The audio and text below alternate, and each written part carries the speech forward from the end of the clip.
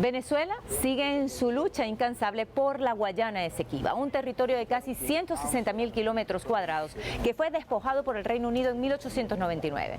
La controversia continuó con Guyana, que al independizarse de la corona británica heredó la disputa territorial. Todo se debe solucionar a través del Acuerdo de Ginebra, un mecanismo que se firmó en 1966 y que establece resolver la situación de manera pacífica y consensuada entre las partes. Esta palabra es clave. Nada puede hacerse sin el consentimiento de los dos países, pero ese pacto fue violado por el gobierno guyanés, que de manera unilateral llevó la controversia ante la Corte Internacional de Justicia, argumentando que así también lo estipula el acuerdo y que su tiempo ya concluyó. Falso. El Acuerdo de Ginebra sigue vigente y dejó atrás el laudo arbitral de París de 1899 que Guyana hoy pretende validar para continuar con la historia de despojo de su colonizador.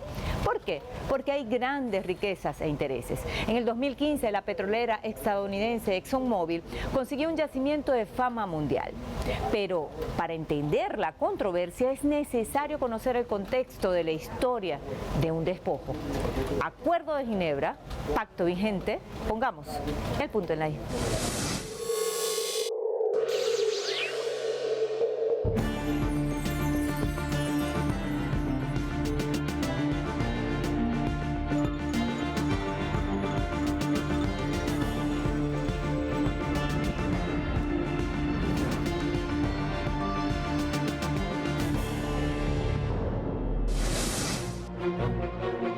Para entender la historia de la controversia territorial entre Guyana y Venezuela, se debe entender los datos históricos y jurídicos que comprueban que la Guayana Esequiba siempre ha sido venezolana.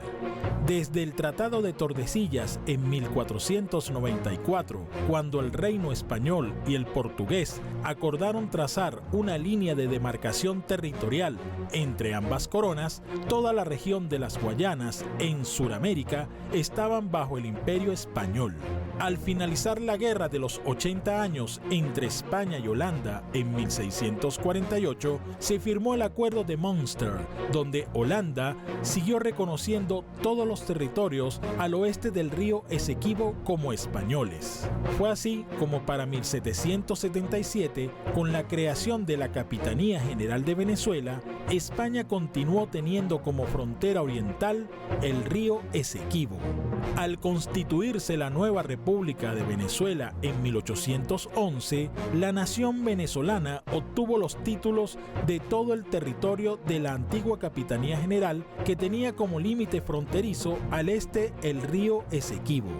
Al disolverse la Gran Colombia en 1830, Venezuela mantuvo como límite oriental el río Esequibo, y que en 1834 Inglaterra reconoció su independencia y no cuestionó su límite oriental. Por eso, cuando el prusiano Robert Schomburg demarcó la ilegal línea al oeste del río Esequibo, el Reino Unido estaba consciente que estaba invadiendo territorio legítimamente venezolano. Redactaron el tratado de 1897. Ese tratado lo que dice, violando todo lo que dijo el presidente, todos los títulos de Venezuela desde la colonia, la independencia, la guerra, los reconocimientos, todo eso lo destruyeron, porque la cláusula lo que dice es: una posesión adversa o prescripción por el término de 50 años constituirá un buen título. Es decir, donde estén los ingleses por 50 años, ya es de ellos. Nos olvidamos de toda la historia de Venezuela. Si los ingleses están ahí por 50 años, ya es de ellos. Los árbitros podrán estimar que la dominación política exclusiva de un distrito, es decir, si tienen policías en ese distrito, por ejemplo, así como la efectiva colonización, si hay mineros en ese distrito, son suficientes para constituir una posesión adversa o crear título de prescripción. Es decir, los británicos lo que decían: donde tenemos policía, donde tenemos minas de oro, donde nosotros hemos estado por 50 años, es nuestro, no importa los títulos de Venezuela, no importa lo que diga Venezuela. Y por último dicen, no lo voy a leer, pero lo que dicen es: aunque el título y la propiedad sea de Venezuela, si hay población británica ahí, se la pueden entregar.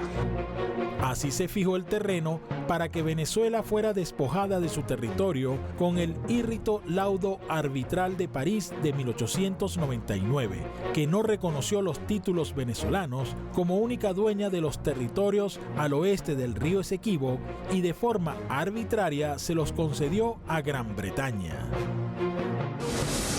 4 décadas después de haberse firmado el fraudulento laudo arbitral de París, un testamento de Male Prevot, uno de los abogados defensores de Venezuela, que pidió fuese publicado luego de su muerte, reveló las irregularidades del proceso judicial, demostrándose que fue una componenda entre Estados Unidos y Reino Unido para despojar a Venezuela de su territorio.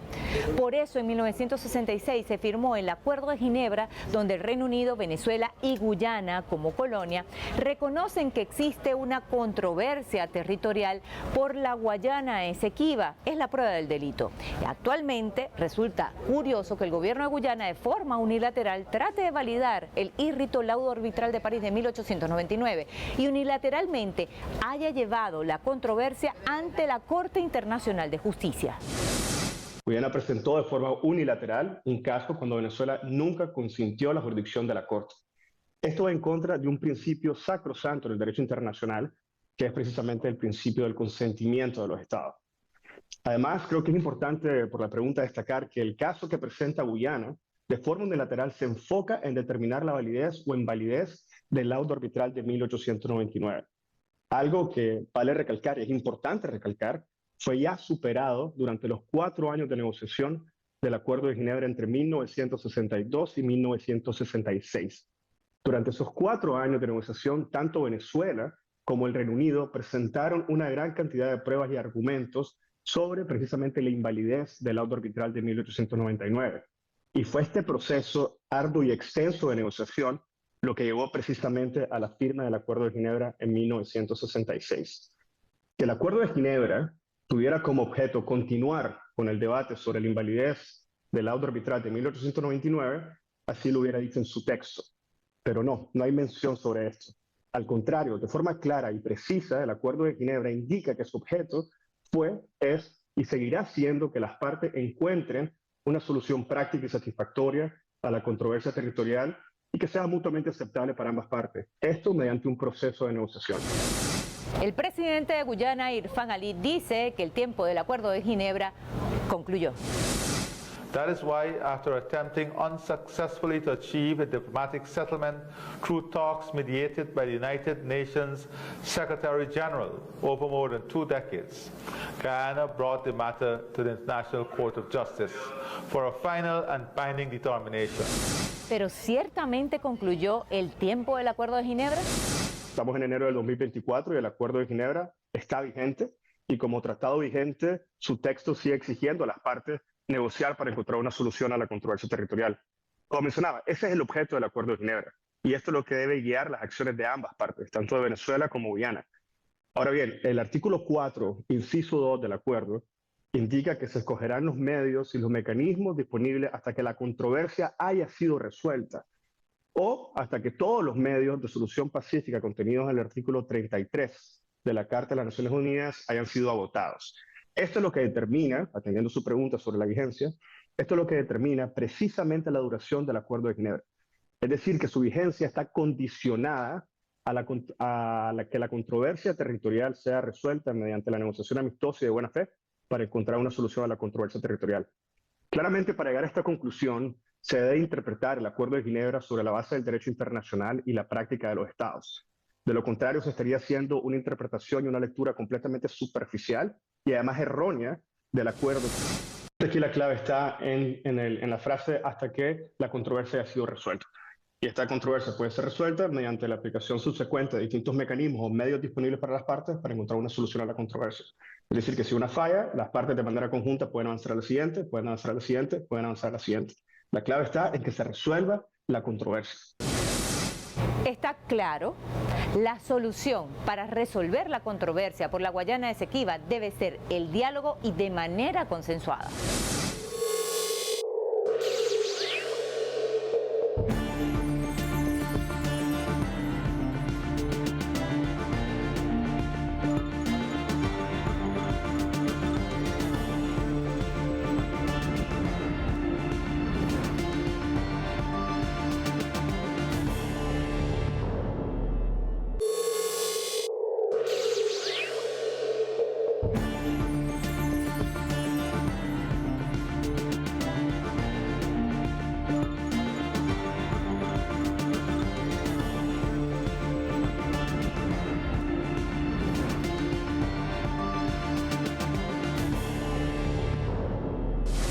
En medios de comunicación se ha publicado que Guyana acudió a la Corte Internacional de Justicia porque, según el gobierno guyanés, esto forma parte del Acuerdo de Ginebra, todo alejado del pacto.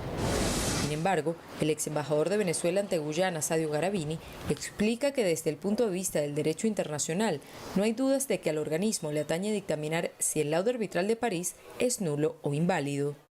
Lo que hay es un trabajo de desinformación de parte del gobierno que dice que el Acuerdo de Ginebra es una cosa y la Corte es otra, sin entender que llegamos a la Corte por vía del Acuerdo de Ginebra. Una lectura adecuada en base al derecho internacional y la práctica de los estados indica claramente que para que un proceso se hubiera podido presentar ante la Corte Internacional sobre la base del Acuerdo de Ginebra, esto hubiera tenido que contar con el consentimiento de ambas partes, lo que no se dio. Ahora, la forma en que ellos presenten su caso ante la Corte no significa que sea la interpretación correcta. La interpretación correcta es la que se encuentra pegada al derecho.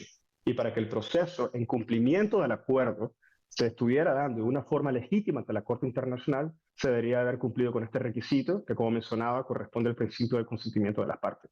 En otras palabras, una implementación legítima y adecuada del Acuerdo de Ginebra no es un proceso ante la Corte Internacional de Justicia que no cuenta con el consentimiento de una de las partes, no, sino que tiene que ser un proceso de negociación bilateral de buena fe para poder encontrar una solución a la controversia territorial. Y esto es lo que, como decía, debemos de entender como una implementación correcta del Acuerdo de Ginebra. El problema es que la forma en que se dio no es la forma en que está contemplado en el Acuerdo de Ginebra. El Acuerdo de Ginebra no incluye una cláusula compromisoria o obligatoria de jurisdicción para que una de las partes pueda presentar el proceso ante la Corte. Lo que se podría haber dado es que el secretario general hubiera podido sugerir a las partes que de forma conjunta consintieran para llevar el proceso ante la Corte Internacional.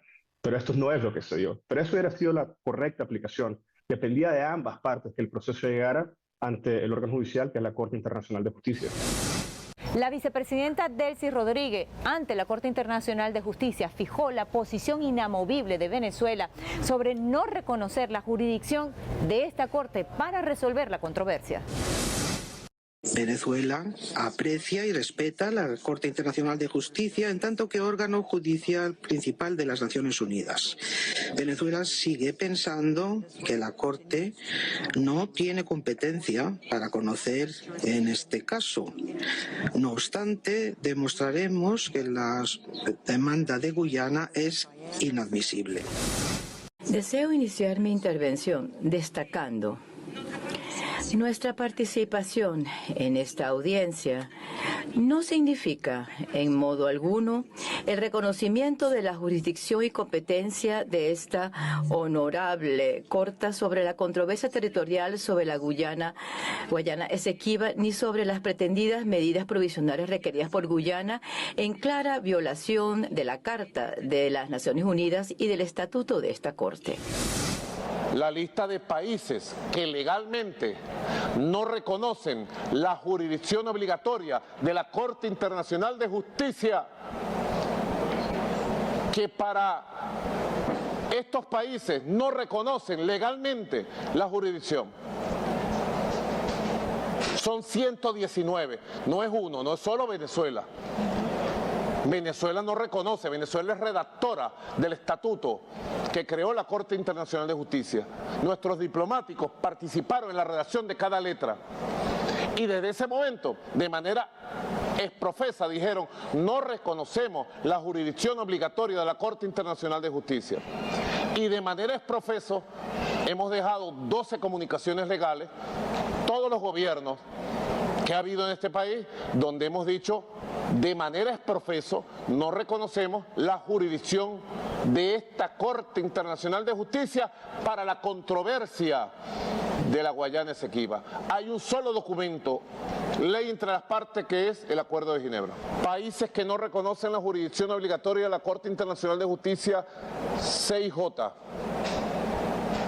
Afganistán, son 119, Albania, Argelia, Andorra, Angola, Antigua y Barbuda, hermana nuestra del Caribe, Antigua y Barbuda, Argentina, Armenia, Azerbaiyán, Bahamas del Caribe, Bahamas, nuestros hermanos del Caribe, tomen nota, Bahrein, Bangladesh, Belarus, Belice, el Caribe, Belice. John Briceño, el primer ministro, mi saludo, John Briceño. Belice no reconoce la jurisdicción obligatoria de la Corte Internacional de Justicia. Benín, Bután, Bolivia, nuestra hermana Bolivia. Bosnia-Herzegovina, Brasil, compañero Lula da Silva, Itamaraty. Brasil no reconoce la jurisdicción obligatoria de la Corte Internacional de Justicia. Coincidimos en eso históricamente. Brunei Darussalam, Burkina Faso, Burundi, Cabo Verde, República Centroafricana, Chad, Chile, Suramérica. República Popular de China. China no reconoce la obligatoriedad de la Corte Internacional de Justicia. Colombia, nuestra hermana melliza, siamesa, Colombia, no la reconoce. Comorras, el Congo, Croacia, Cuba. República Rebelde y Revolucionaria, hermana Cuba. República Checa, República Popular Democrática de Corea, Ecuador, nuestra hermana en la Gran Colombia, Ecuador, porque el gran mapa histórico de nuestros países libertarios, nosotros somos los libertarios porque somos los bolivarianos, somos los independentistas, venía desde el sur, desde el Pacífico hasta el Esequibo, era la Gran Colombia. Ecuador no la reconoce tampoco, la obligatoriedad de la Corte Internacional de Justicia. El Salvador, Eritrea, Etiopía, Fiji, Francia, ¡ay Francia! Porque Francia sacó un comunicado insolente, su cancillería insolente franceses del gobierno, a pesar de que yo tengo una buena amistad con Macron, pero su cancillería son unos insolentes, falta de respeto, diciendo que Venezuela tenía que reconocer la obligatoriedad de la Corte Internacional de Justicia y su jurisdicción, y Francia no la reconoce. Lo que sí es cierto es que en la audiencia relacionada a las medidas provisionales solicitadas por Guyana para que se suspendiera el referéndum consultivo del 3 de diciembre, la Corte Internacional de Justicia dejó claro que Guyana no tiene soberanía sobre la Guayana Esequiba. Un éxito, y uno de los elementos del éxito es lo que mencionan. Efectivamente, la Corte, de manera unánime, es decir, que todos los magistrados de la Corte Internacional de Justicia, de forma conjunta, incluyendo el juez que fue nombrado por Guyana, indicó en la orden de medidas provisionales que Guyana administra un territorio que está bajo una controversia territorial. Es decir, que Guyana tiene una función de administrador y no de un Estado soberano sobre el territorio de la Guayana Esequiba. Pensar hoy en día que Guyana goza de soberanía sobre el territorio de la Guayana Esequiba es un error sustancial que debe ser rectificado. Creo que es bastante relevante destacar que, de acuerdo al derecho internacional público, un territorio que está bajo disputa o controversia territorial no puede disponerlo una de las partes a su antojo. Es decir, que una de las partes no puede sacrificar, modificar o deteriorar el territorio controvertido al punto de generar daños significativos y irreversibles.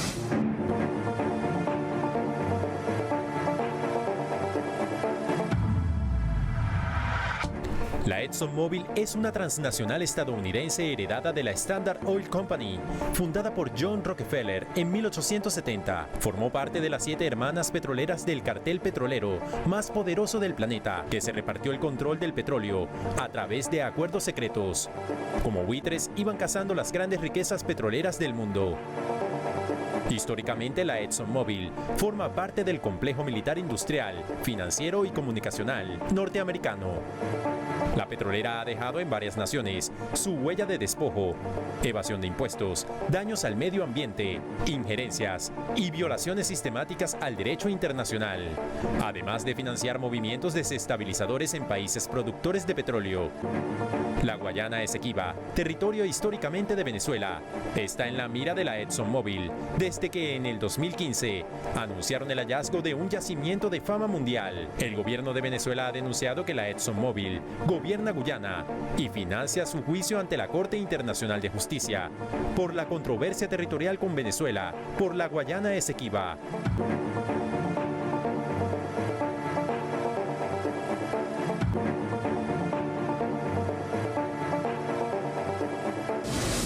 Guyana no solo está violando el derecho internacional, sino que la ExxonMobil está financiando el juicio de Guyana ante la Corte Internacional de Justicia. Los asesores legales del gobierno de Venezuela denuncian que hay intereses que superan la competencia de la Corte. Venezuela sigue reclamando sus derechos históricos sobre la Guayana Esequiba porque la verdad le asiste. Pusimos el punto en la I.